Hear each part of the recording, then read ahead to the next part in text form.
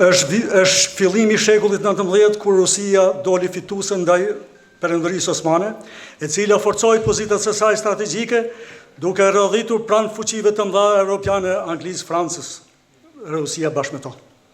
Agresioni anti-shqiptar serbo-malezez bulgar në veri e grekët në jug filluan kryengritjet shqiptare anti-osmane, të cilat arritën prologun me zhvillimet historike dhe shpalljen e pavarësisë së Shqipërisë.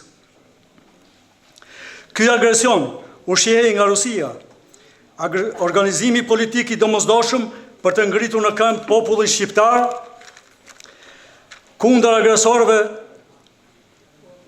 ta. Epopeja e Shkodrës 912-913 zgjoi ndërgjegjën kombëtare, duke organizuar vullnetar të armatosur nga gjitha trevat shqiptare. Treva e Kavajës e para u ngrit në këmbë duke organizuar rezistencën e armatosur.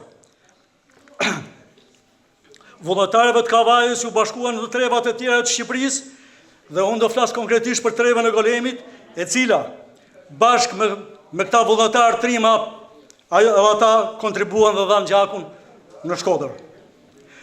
Në Golemas, Abdullah Arif Belba, Shaqir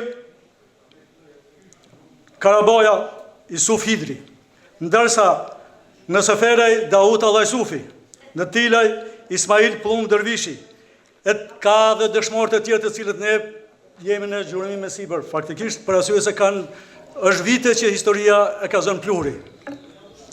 Kujtojmë sot me respekt të thellë këta trima luftëtar që ndëruan Shqipërinë e veçanti Kavaja.